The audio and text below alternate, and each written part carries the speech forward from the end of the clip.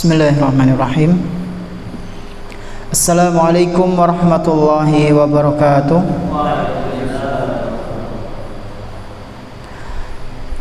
Alhamdulillahirabbil alamin, wassalatu wassalamu ala nabiyyina Muhammadin wa ala alihi wa ashabihi wa man tabi'ahum bi ihsanin ila yaumiddin. Asyhadu an la ilaha illallah wahdahu la syarika lah wa asyhadu anna Muhammadan abduhu wa rasuluhu la nabiyya ba'dah. Alhamdulillah, segala puji hanya milik Allah Subhanahu wa taala, di mana Dia telah memberikan kepada kita semuanya nikmat yang begitu banyak. Dan di antara kenikmatan-kenikmatan yang Allah Subhanahu wa taala berikan kepada kita, yaitu berupa nikmat iman, nikmat Islam, nikmat sehat, nikmat kita bisa kembali menghadiri majelis ta'lim di salah satu rumah-rumah Allah Subhanahu wa taala yang kita cintai ini. Kita berharap kepada Allah Subhanahu wa taala, semoga apa yang kita pelajari pada malam yang berbahagia kali ini bisa kita amalkan dalam kehidupan sehari-hari, sehingga menjadi bekal amal soleh kita kelak ketika berjumpa dengan Allah Subhanahu wa taala di hari akhir nanti. Allahumma amin. Tak lupa pula salawat beserta salam semoga senantiasa tercurah limpahkan kepada Nabi kita yang tercinta, Nabi Muhammad sallallahu alaihi wasallam, beserta para keluarganya, para sahabatnya dan umatnya yang senantiasa mengikuti sunnah-sunnah beliau hingga hari akhir nanti. Jamaah salat maghrib Masjid Amani Al-Hashimi rahimani wa rahimakumullah. Insyaallah pada kesempatan malam yang berbahagia kali ini kita akan melanjutkan pembahasan kitab Al-Arba'in An-Nawawiyah, salah satu kitab hadis yang ditulis oleh Al-Imam Yahya bin Syaraf An-Nawawi rahimahullahu taala. Dan di pertemuan kemarin kita telah menyelesaikan hadis kepinten Pak Bu? Hadis ke 23. Hadis ke 23.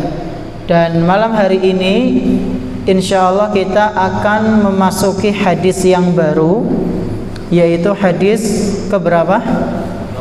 24. Ya, kita memasuki hadis baru, yaitu hadis yang ke-24. Dan hadis ini cukup panjang, ya, hadis ini cukup panjang sehingga mungkin nanti kita tidak berlama-lama di perawi hadisnya, ya, karena kadang kita kan sedikit cerita tentang siapa yang meriwayatkan hadis ini. Baik, sebelum kita masuk ke pembahasan, kita dengarkan terlebih dahulu hadis tersebut. Tafadhal Iqra. Bismillahirrahmanirrahim. Alhamdulillahirabbil alamin. Wassallallahu ala nabiyyina Muhammadin wa ala alihi wa sahbihi wa man ittaba bi hudahu ila yaumiddin. Allahumma ighfir lana wa liwalidayna wa limashayikhina wa li asatidatina wa li jami'il muslimin. Amin. Qala Syekh An-Nawawi rahimahullah, an Abi Dzar al-Ghifari radhiyallahu anhu, an Nabi sallallahu alaihi wasallam fima yarwihi an rabbih azza wa jalla annahu qala, ya ibadi inni haramtu adh-dhulma ala nafsi wa ja'altuhu bainakum muharrama fala tadhalamu. Ya ibadi kullukum dhalun illa man hadaytu fastahduni ahdikum. Ya ibadi kullukum jari'un illa man aw'amtuhu fasta'inuni u'inkum. Ya ibadi kullukum 'alim illa man nasawtuhu fastaghsuni aksukum. Ya ibadi innakum tukhti'una bil-laili wan-nahar wa ana aghfiru dhunuba jami'an fastaghfiruni aghfir lakum. Ya ibadi innakum lan tablughu dharri fatadurruni wa lan tablughu naf'i fatanfa'uni. Ya ibadi law anna awwalakum wa akhirakum wa insakum wa jinnakum kanu ala atqa qalbi rajulin wahidin minkum ma zada dhalika fi mulki syai'a. Ya ibadi law anna awwalakum wa akhirakum wa insakum wa jinnakum kanu ala afjari qalbi rajulin wahidin minkum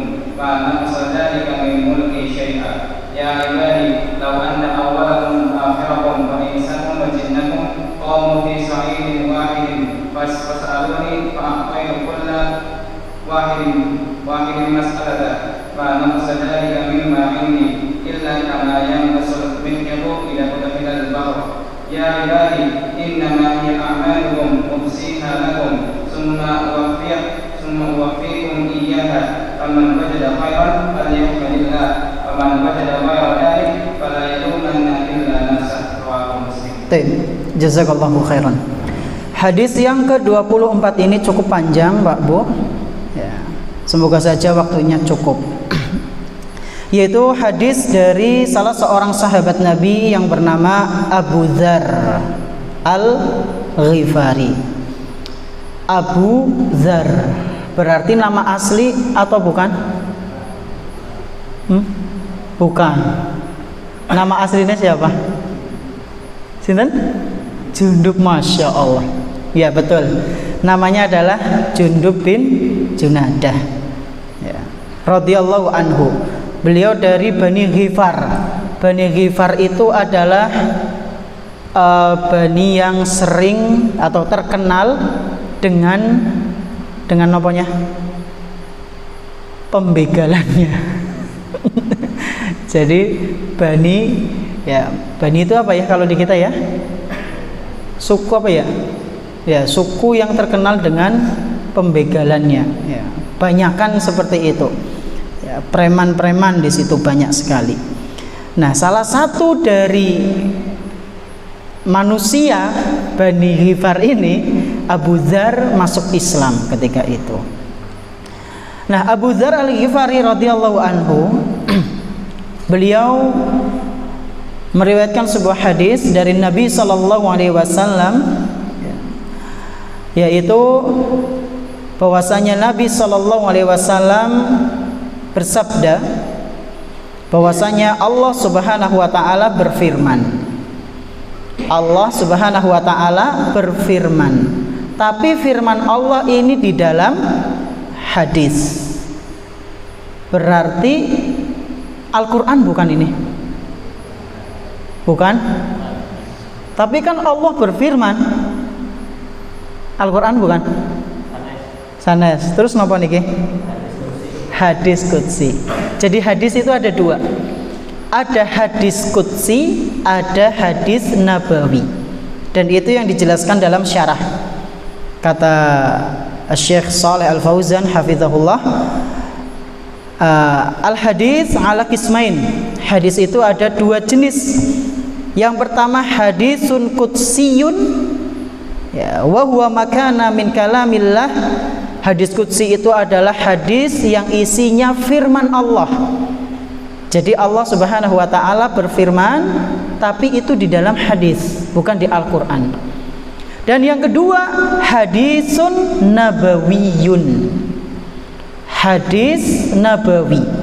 Wa huwa makana min kalamir Rasul sallallahu alaihi wasallam. Yaitu hadis yang isinya ucapan-ucapan Nabi sallallahu alaihi wasallam. Jadi hadis itu wonten pinten? Kali. Pertama hadis qudsi, yang kedua hadis nabawi. Timbul pertanyaan, loh Ustaz, kalau hadis qudsi itu kan firman Allah, kita bacanya harus sesuai tajwid apa enggak? Harus dinada apa enggak? Ya. Ya ibadi inni haramtu dzulma, gitu dan seterusnya. Apakah harus seperti itu atau tidak? Tidak, nggak perlu ya. Tapi kalau mau di lagu ya nggak apa-apa, sebagian mukri itu seperti itu, ada yang di lagu. Untuk keumuman semua matan, tapi pada asalnya nggak perlu di lagu, tidak mengapa. Nggak perlu diperhatikan tajwid atau makhorijul hurufnya sebagaimana baca Al-Quran, tidak mengapa. Karena memang tidak ada ajaran yang seperti itu. Jadi yang namanya hadis ya kita baca biasa, kemudian kita yakini hadis qudsi itu adalah firman Allah. Apa yang dikatakan oleh Allah Subhanahu wa taala? Di sini Allah Subhanahu wa taala memanggil hamba-hambanya sebanyak berapa kali? Wis ana sing ngitung apa urung iki? 10? 10 apa sanga iki? Wis ngitung ya, Mas? 10 apa 9? Kalau saya ngitung tadi 9, apa saya salah ya? Ya nanti coba dicek lagi. Kalau saya tadi ngitung ya, memang saya tadi sudah ngitung persiapan ya, sekitar ada 9 kalau nggak salah. Ya. Jenengan yakin 10, Mas Taat? Iya, ya berarti 10 mungkin ya. Yang mana sing ketinggalan kayaknya. Ya 9 atau 10 panggilan itu. Di sini Allah Subhanahu wa taala memanggil hamba-hambanya. Ini menunjukkan Allah berbicara tidak ikhwan? Jamaah?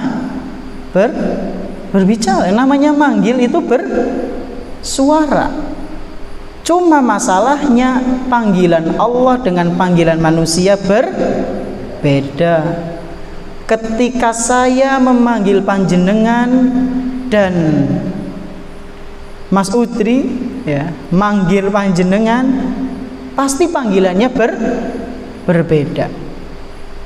Pak Warlan atau Pak Makasin, Pak Sarno, ketika memanggil sesuatu suaranya berbeda, nadanya berbeda, intonasinya berbeda. Itu sesama makhluk pun berbeda. Apalagi Allah Subhanahu wa taala, maka tidak boleh disamakan dengan makhluk. Laisa kamitslihi syai'un wa huwas samiul basir.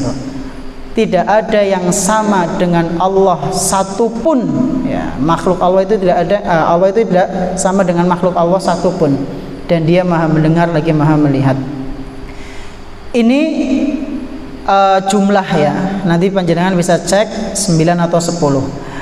Panggilan Allah Subhanahu wa taala kepada hamba-hambanya, dan Allah memanggilnya begitu sangat lembut sekali. Ya ibadi, wahai hamba-hambaku, inni haramtu zulma ala nafsi, sesungguhnya aku telah mengharamkan kezoliman atas diriku. Aku mengharamkan kezoliman atas diriku. Maksudnya apa Pak Bu? Maksudnya adalah Allah Subhanahu wa taala telah berjanji tidak akan zolim. Dalam Al-Quran Allah Subhanahu wa taala begitu banyak mengabarkan tentang keadilan Allah Subhanahu wa taala. Yang namanya adil itu zolim atau tidak Pak Bu? Tidak ya. Ini jenenge adil ya, orang zolim. Kata Allah Subhanahu wa taala, man jaa bil hasanati falahu asyru amsalihha. Barang siapa yang melakukan kebaikan, maka Allah akan lipat gandakan kebaikan itu sebanyak 10 kali. Wa man jaa bis sayyiati fala yujza illa mislaha wa hum la yudlamun. Dan barang siapa yang melakukan keburukan, maka dia akan dibalas dengan keburukan yang semisal. Tidak dikali berapa? 10, Masya Allah. Tapi kalau kita berbuat baik, Allah mengkalikan berapa kali? 10, minimal itu 10. Bahkan biasa sampai ratusan dalam ayat lain.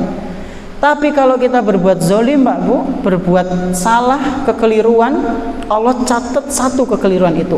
Wahum la yudlamun, dan mereka tidak dizolimi. Alaihissallahu bi ahkamil hakimin ya, Allah Subhanahu wa taala itu sebaik-baik pengadil. Jadi Allah Subhanahu wa taala berjanji tidak akan zolim ya, kepada siapapun.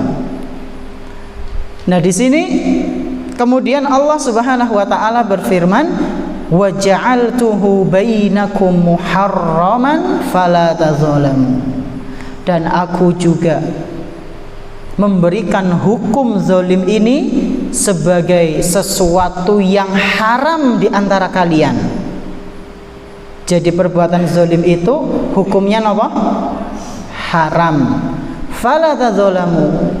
Oleh karena itu, kalian jangan saling berbuat zolim.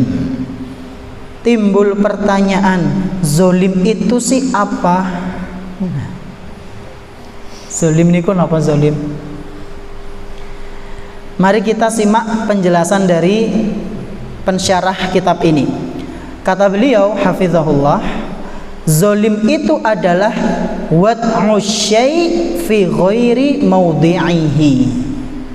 Zolim itu meletakkan sesuatu bukan pada tempatnya. Zolim napa Pak Bu? Meletakkan sesuatu bukan pada tempatnya.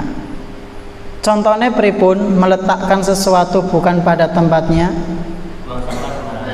Buang sampah sembarangan, betul.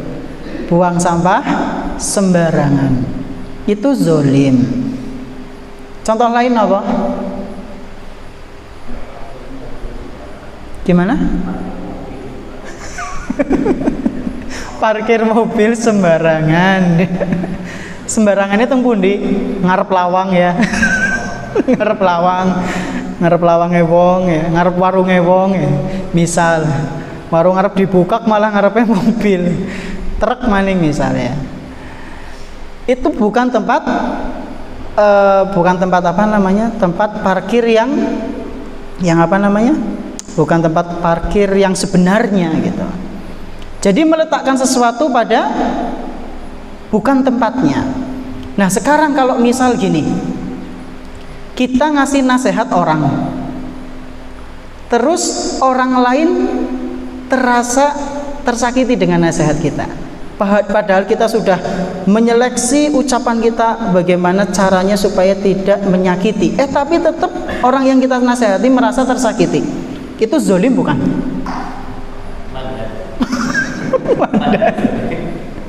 Mandan pen ora zolim ke pripun? Oh, minta maaf. Kalau yang seperti ini maka bukan termasuk zolim Pak Bu. Yang penting kita sudah berusaha apa? Sudah berusaha semaksimal mungkin jaga kata-kata kita, milih diksi yang tidak nyelekit. Ya, sebagaimana kita berobat ya.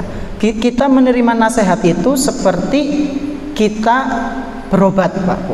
Minum obat, tersakiti, pahit ya, ada rasa nggak enak, tapi itu untuk kebaikan kita. Bahkan sampai Syekhul Islam Ibnu Taimiyah menggambarkan orang yang menasehati orang lain ya, atau orang yang menerima nasihat itu seperti dia lagi mandi. Kalau dia gosok badannya dengan santai, kira-kira guluweh pada metu gue. Kotorannya pada ambrol apa ora? Enggak, santai gosoknya halus ya. Tapi kalau kita gosoknya kenceng, sruk, mandan pegel mboten tubuh kita? Pegel, tapi guluweh pada brojol itu. Kotorannya hilang. Begitu pula dalam menerima nasihat. Memang nasihat itu sakit ya. Tapi di balik sakit itu ada kebaikan, dan ini bukan termasuk zolim ya. Ini bukan termasuk zolim. Wallahu ta'ala alam bisawab. Lalu beliau mengatakan wa huwa salah satu aqsam. Zolim itu ada 3 macam.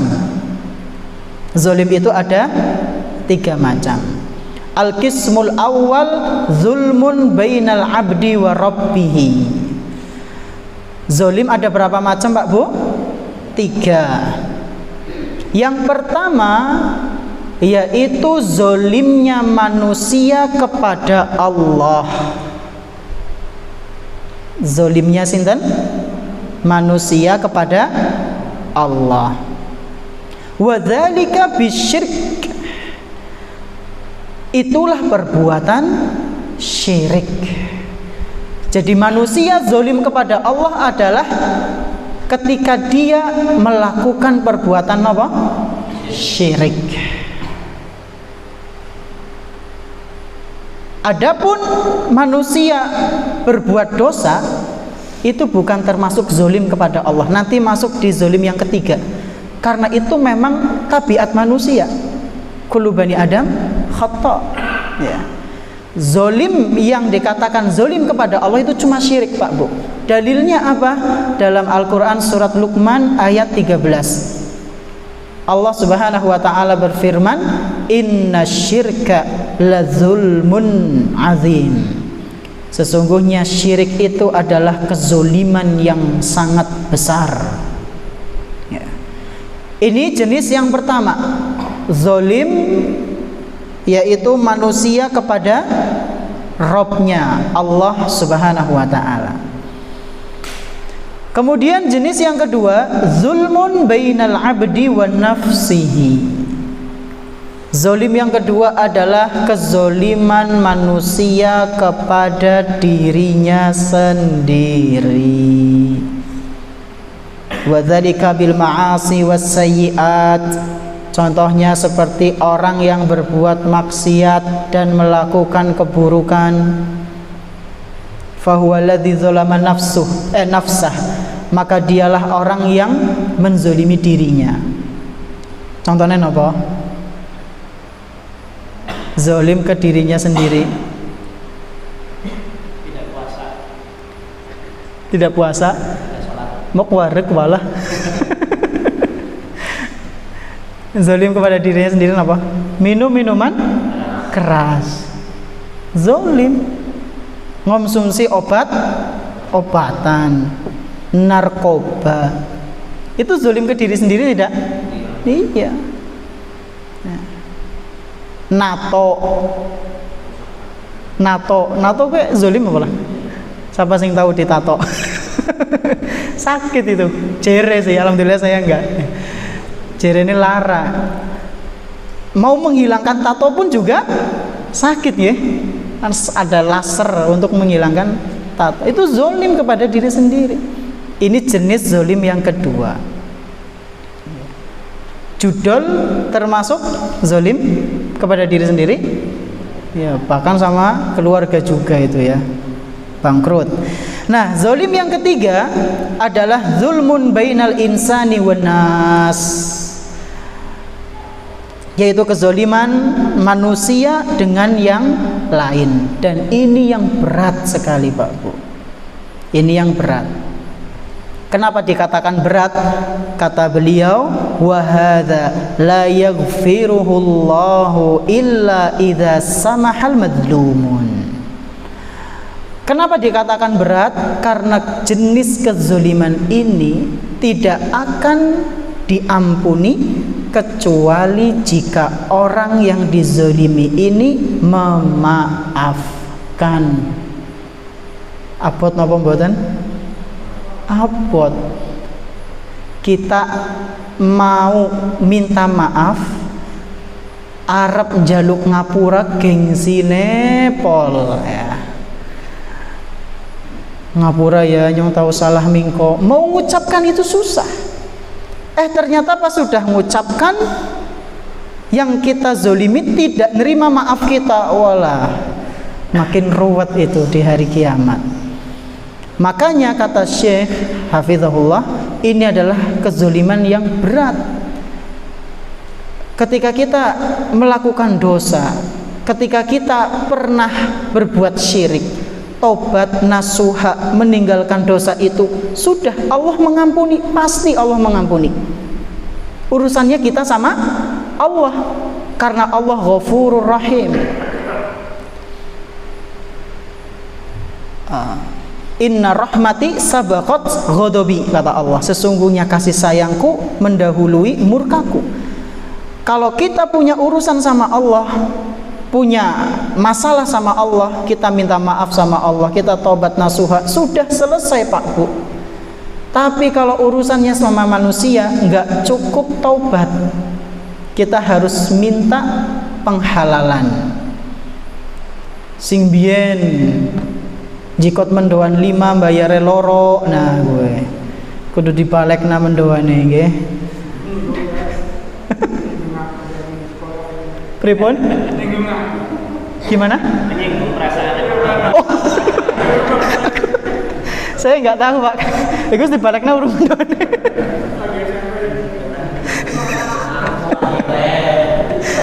Saya malah nggak tahu itu. Mendoantok apa karo kupaten.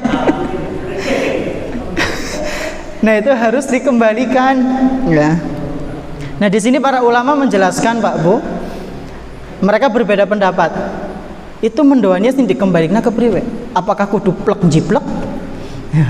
Nek plek jiplek ya kudu bentuknya misalnya semene gedene 5 cm ya kudu 5 cm.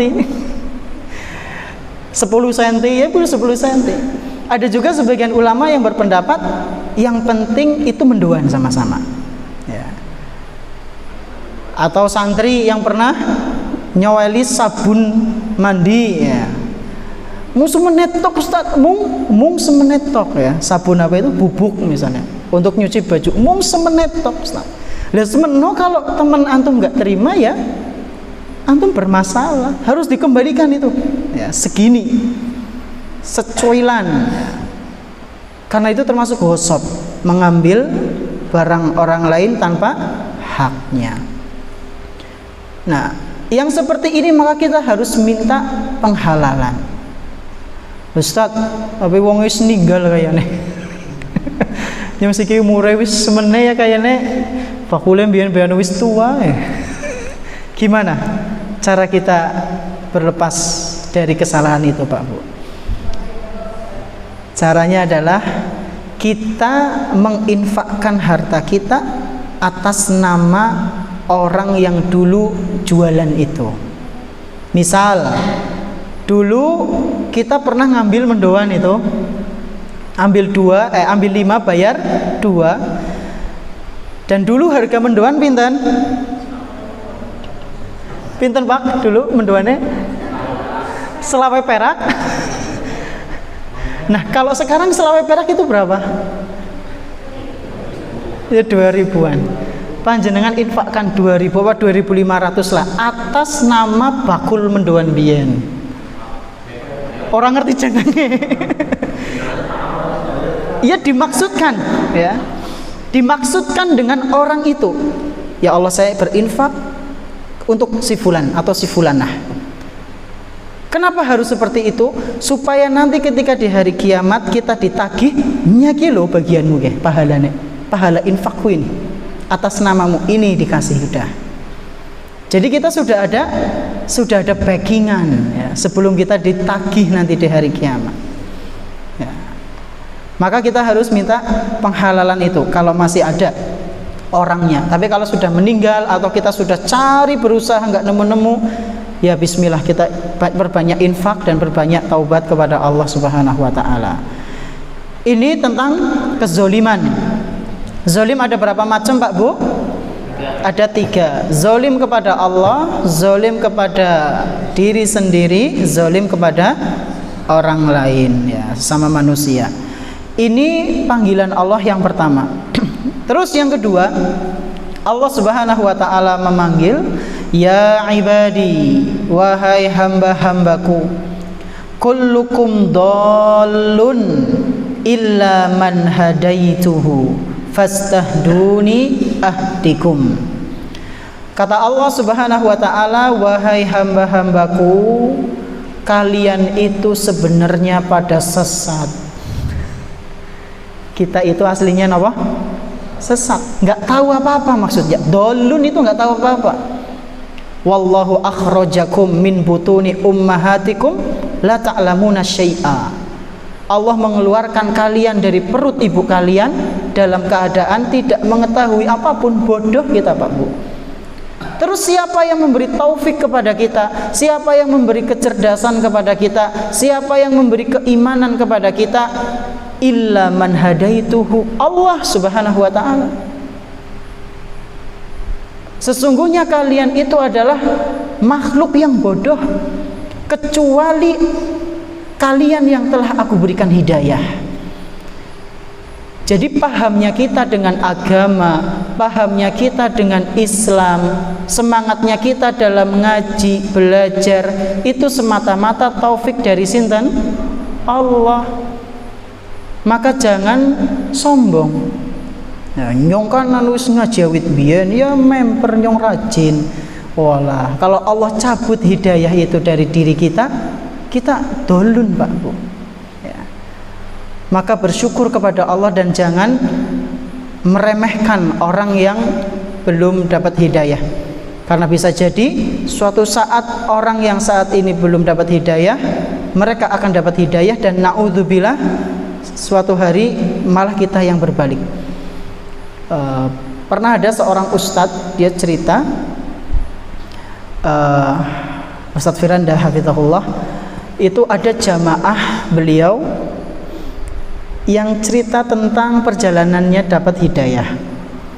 Jadi dulu beliau itu jamaah ini cerita sering dengar fitnah. Katanya jangan dengarkan Firanda Andirja karena dia adalah Fir'aun abad ini. Fir'aun abad ini. Ya. Maka orang ini pun penasaran, ya, mun jenenge menungsa nekon aja malah penasaran. Ki aja dibuka slondoke apa? Slorokane, ya, aja dibuka. Pasti ada rasa penasaran, apa sih jane ini?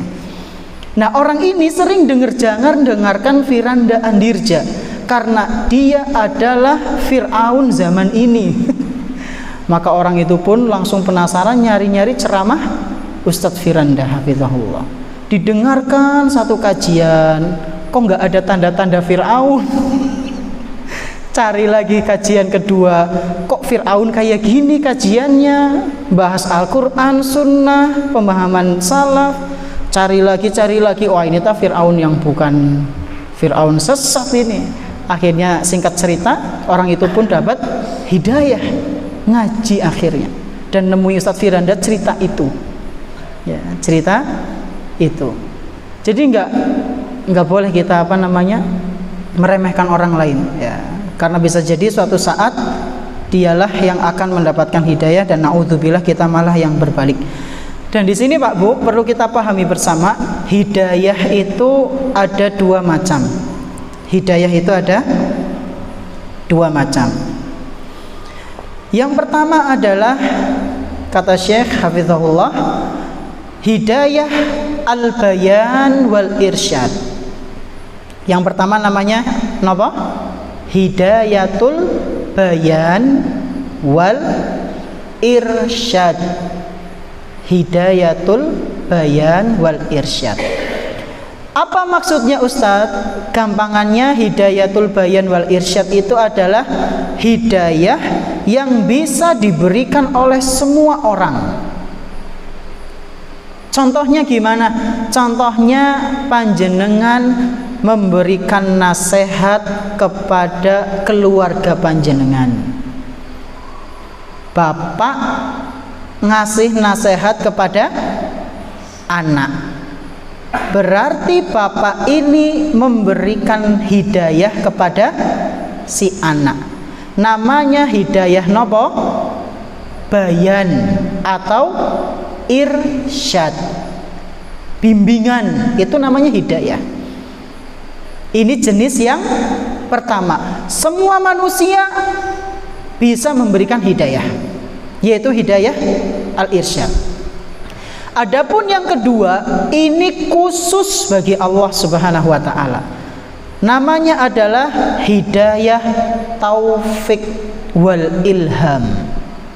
Kalau di sini Syekh mengatakan wal qabul. Ya, ada juga yang mengatakan taufik wal ilham. Hidayah taufik atau ilham namanya. Nah, ini yang bisa ngasih cuma siapa? Allah Subhanahu wa taala. Contohnya gimana Ustaz? Contohnya seorang bapak ngajak anaknya untuk sholat. Berarti bapaknya sudah ngasih apa? Hidayah irsyad. Berarti setelah itu tergantung sinten?